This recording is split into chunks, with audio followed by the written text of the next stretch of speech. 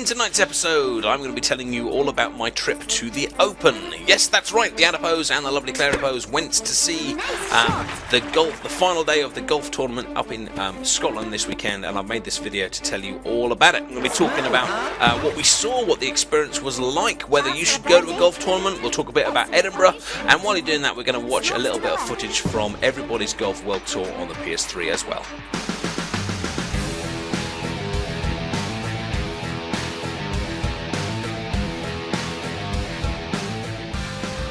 Well, greetings everyone, and welcome to Let's Play Everybody's Golf World Tour on the PS3. Today we're going to be playing 9 holes out on the Euro Classic course, and we're going to be using Philippe, mainly because he looks probably the most like Tiger Woods' final day costume with his red shirt and black trousers.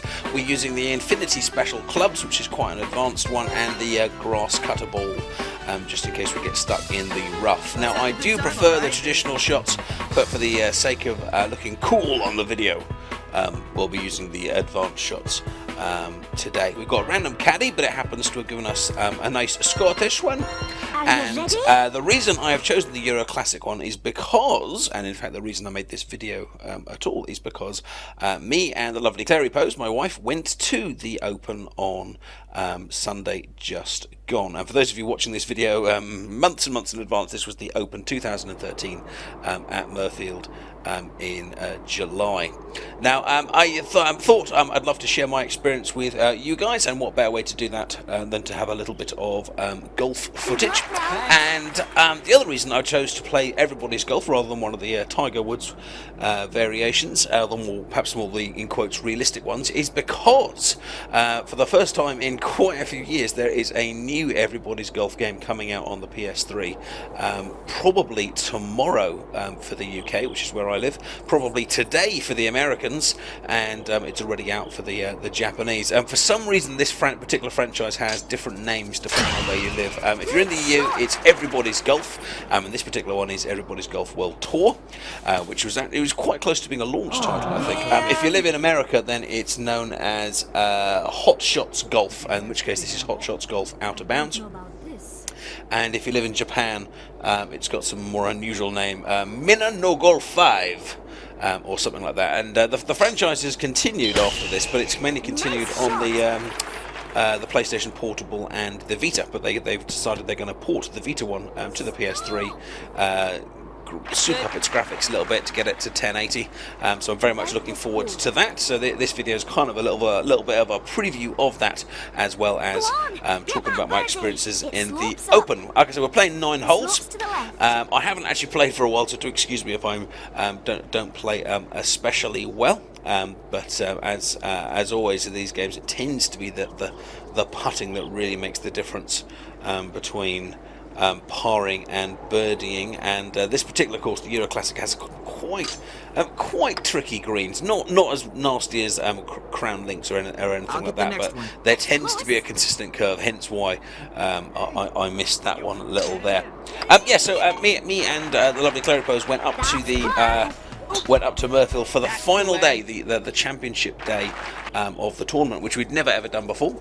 We do watch a bit of golf, and we do play a bit of golf. We're not massive fans, but it's something we'd always really wanted to do, and it was my Christmas present, which was very nice. So we flew up to Scotland on the Saturday, and we flew back on the Monday. I live just outside London, for those of you that didn't know, and in less than, I think it was an hour and a half, we were up in Edinburgh, hired a lovely little car, stayed at a lovely little guest house, and on the Sunday, early in the morning, we whizzed off. And what was great was we saw loads of top players really up close. Obviously we saw the eventual winner, Phil Mickelson. We saw Ernie Els, we saw Ian Poulter, we saw Angel Cabrera, we saw the Lee Westwood, who was leading at the beginning of the day, and of course we saw Tiger Woods as well, probably the most famous golfer on the planet. The one that we didn't see, that we were quite hoping to see, was Rory McIlroy, because he unfortunately didn't make the cut between the second and third days, which, to be honest, is going to be quite embarrassing for him and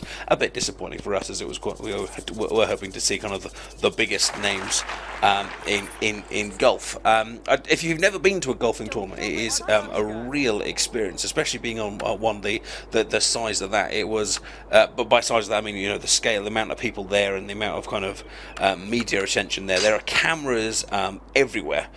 There are people everywhere, but at the same time it's actually very well organised in that the cameras on the whole don't obstruct your view, and that there's not so many people there that you can't see anything, and they've got like spectator stands kind of everywhere. By every single green on every single hole there is a spectator stand that you can go up in, and even some of the tees had spectator stands as well, especially hole 1 being the obvious one there. So we wandered around for an hour. We followed a British player called Tilly, who had a pretty good day, and then we sat on hole 7. So if you did watch it and you saw hole 7, you might have seen the Adipose sitting there, and we kind of sat on hole 7 in the stand and kind of let all the players kind of come past us to make sure we had kind of seen everyone by the end of the day. Sadly, we were kind of half there to support Lee Westwood, being the Brit in the lead. Sadly, hole 7 was the hole where he came unstuck, because it was a little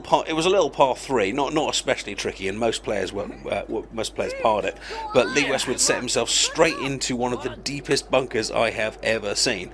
In fact, one of the reasons I picked this course right in front of you here, the Euro Classic, is because out of all the Everybody's Golf courses, I think this one looks the most similar to it, with this kind of like greeny browns. I think the big difference was that the Murfield course doesn't have trees anywhere, but it does have very, very deep bunkers. And in fact, on some of the older Everybody's Golf games back on the PS2, there were some courses that looked a lot more like the Murfield course, and this bunker was so deep that when Lee Westwood stepped into it, all we could see from where we were sitting was his little baseball cap.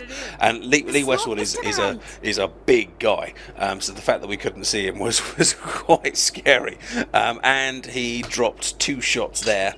He failed to get out of it, and then he just scraped out of it on the next one, but then he took another 2 to get down, I think.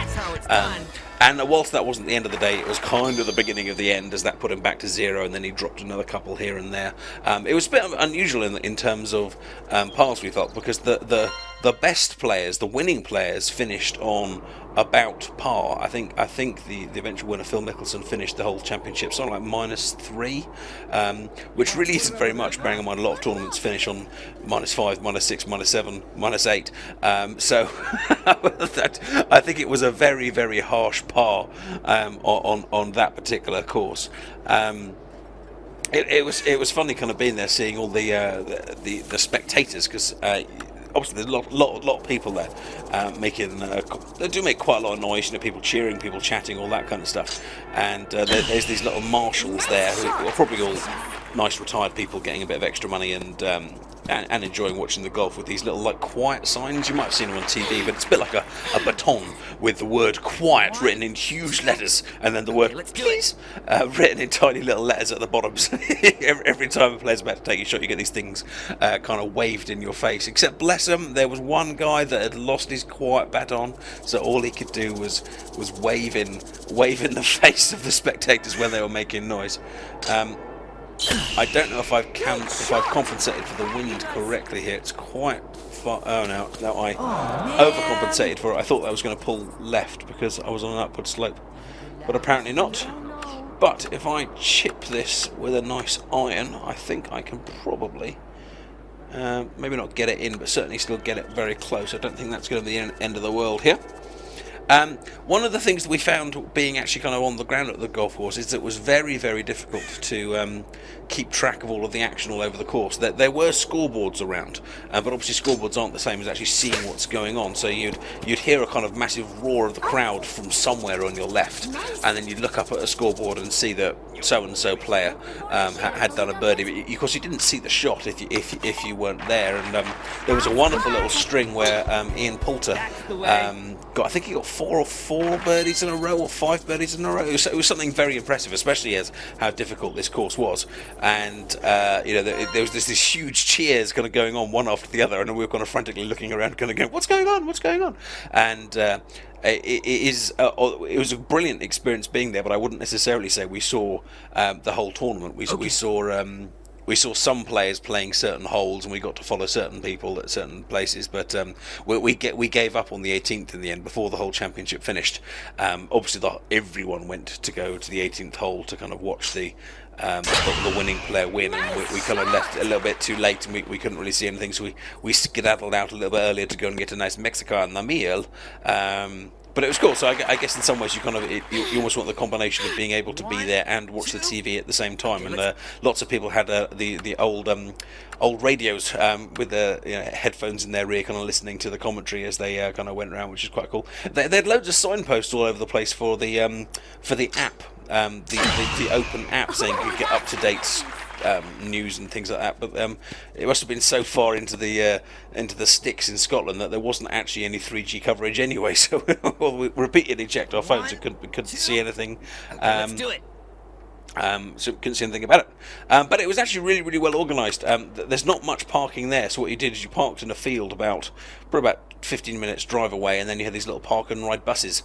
And I've seriously never seen so many double-decker buses in one place, and that includes a bus depot. Because you got off your car and you just walked straight on the bus, and as soon as the bus was filled, you drove off, and then the next bus drove in. And there was just bus after bus after bus after bus, and they must have got, I'm not sure how many spectators were there, but it was thousands. And the vast majority of them had these reversed back onto the green.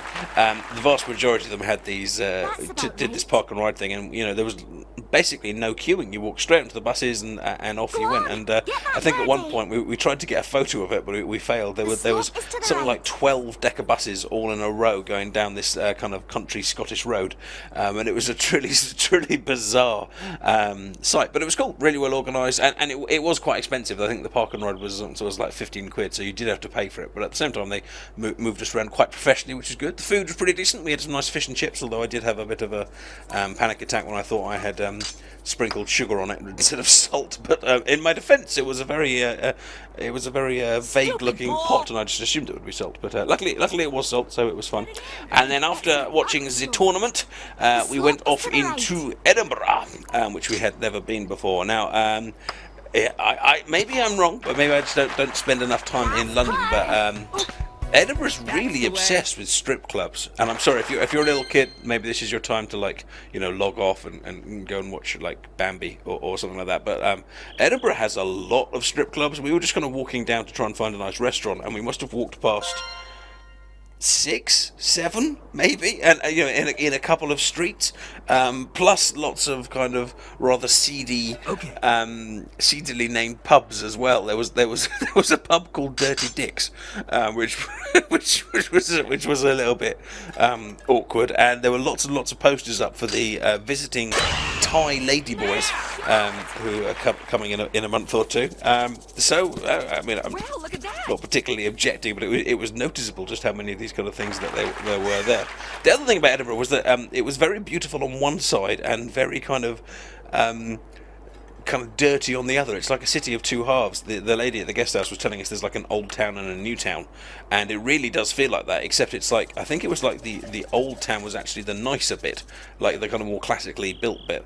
I might have that the wrong way around. Do correct me if you live in Edinburgh, but there was one bit that was kind of basically full of the kind of seedier clubs that was kind of like quite dingy. We had some lovely restaurants, but it was quite dirty. And then the other side had all these kind of big archways and kind of palace style things, and it has this absolutely stunning castle on a big rock right in the middle of the city. And I want to say hill, I want to say castle on a hill, but hill kind of implies like slopes and green, whereas this was like this kind of big black rock, colossal big black rock, stretching like, I don't know, like 100 meters up maybe, with this kind of castle building on top right in the middle of the city. It was beautiful and really unexpected, and it was just like, flatland, huge rock with a castle, and then back to flatland again.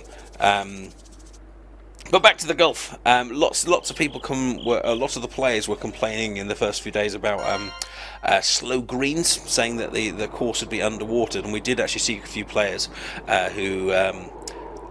whose putts were kind of pulling just a little bit short, and you could see they were kind of looking at it a bit surprised, going, "Oh, why didn't that go that quite far?" And those complaints came up a couple of times. But but over the course of the championship, but it doesn't seem to affect the result, I don't think. It was really, really cool seeing Tiger Woods, obviously being probably the most famous golf player in the world, and he definitely had his kind of special aura about him, although how much of it was actually what he did and how much of it was just us kind of going, it's Tiger Woods, I don't know, but he had his own little security guys, and his clothes were absolutely immaculate. Like, I mean, obviously golf players don't look bad or anything like that, but most of the golfers there had a kind of a jumper and some nice trousers on, and you could see it was proper gear. But Tiger's was like, everything was perfectly ironed, not a crease, hair perfect, hat perfectly in sync with the rest of the clothing. I mean, he probably doesn't dress himself, I don't know, but he kind of looked a bit... He looked like a celebrity, but he also looked thoroughly in a bad mood. He wasn't having an especially good day. I think he started 2nd or 3rd and finished 5th or 6th. So he did look fairly moody most of the day. But I understand it as well, because wherever he walked, he had people yelling "Tiger, Tiger, Tiger" at him. Not me. I do hasten to add, as I just try and work out if I can... Can I send this over the right-hand side? I think I probably can. I'll have to pull back a little bit. People yelling "Tiger, Tiger" at him all day, and he just kind of completely ignored them. But I think you probably have to, otherwise you'd be constantly going, all right. For that reason, though, it was actually really, really nice to see Mickelson doing so well, because he was one of the few players that really bothered to smile at the crowd, wave at the crowd, and he just looked really happy to be there. A lot of the players kind of looked a bit moody, and obviously they're kind of focusing and they're like in the zone. But when Phil kind of walked onto the green, he was like, all right, Aiden, and then proceeded to win the whole tournament. So hurrah for happiness, which is good. What else did we do with there? We went to Edinburgh Zoo, and if you've never been to that, I do suggest that you go, because they have pandas. In fact, it's the only place in the UK that actually the only zoo in the UK that have pandas at the moment. And they're so popular, you actually have your own little viewing time. When you go to a theme park and you have to take a little ticket when it's your time to ride the big roller coaster. Well, this zoo has that for the pandas, and we took our little ticket, and we got to see 2 very, very asleep pandas. But bless him, one of the pandas had kind of fallen asleep with his head that kind of fallen off the edge of the bed. So all his body was completely flat, and then his head was almost kind of on the floor. It was cool, but it was well organised again. And seeing pandas was definitely on mine and Clara's kind of things to do in life. And then we saw koalas as well, which you'd never seen before, and they were busy munching their eucalyptus leaves and things like that. And pandas are huge, and apparently pandas are very, very solitary animals. They live alone like most of the year, and only meet up to mate once a year for about 20 or 30 minutes. And apparently the poor bloke has to eat and eat to make himself as muscular as possible, in the vague hope that the woman will go, okay, let's do it, and he gets his one little shag of the year. But sadly this year they tried to make the pandas, and it didn't work. Apparently the other thing that pandas do to try and attract their mate is make themselves as big as possible, and then do a handstand and try as high as possible up a wall. I don't know why female pandas find that attractive, but apparently they do. But the zookeepers were a little bit concerned that he may have unfortunately done a panda handstand and done a little wee, and may have possibly caught the female panda in the face while doing so. So that may be the reason why he didn't successfully copulate this year, but who knows, really. The other cool thing about Edinburgh Zoo, other than just general animalness, was we saw a little celebrity there as well, which was, I think his name is John Hannah. Apologies if I'm wrong, and do correct me in the comments if I got it wrong. John Hannah, but the guy who was in the Mummy franchise, and he was in Sliding Doors, I think, and he was definitely in 4 Weddings and a Funeral, one half of the gay couple, the one that doesn't die. He's the one that recites the Stop the Clocks poem very memorably in that film. So he was there. I don't know if he was filming something or just wandering around, but I was kind of pointing out to Clary, and I was like, look, it's a celebrity. And she was like, oh, is it? And I was like, it's that guy. And she was like, oh, I don't know who that is. But either way, I was impressed. Anyway, almost at the final hole on the final pin on the final hole. And the last thing I wanted to just bring up very, very quickly was the fact that this is the only golf course which is still, oh, so not the only golf course, one of the few golf courses which is still men only, and all of the controversy that had thrown up. Women can play on the course, but they can't actually be members, and all sorts of things are kind of thrown up about whether this is outdated or unequal and things like that. And we've been chatting about it quite a lot over the last few days, and we've got kind of Go on, get that birdie. mixed views on various sides. But if you've got any thoughts on it, do stick it in the comment section, and I'll discuss it more further in a future video. I'm thinking about doing when this new Everybody's Golf game comes out in a couple of days. I am thinking about doing some videos on that, and if that's something you would like to see, please do let me know in the comment section to see if it would have some interest. Thank you very much for watching me complete my little round of Everybody's Golf, and our final score is -2, which puts us in first place by a considerable margin.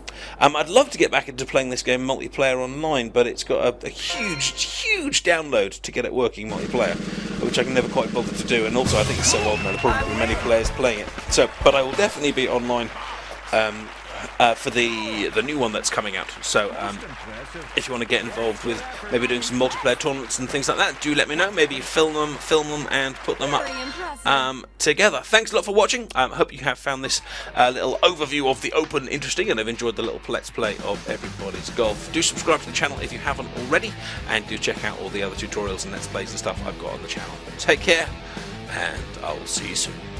Bye bye.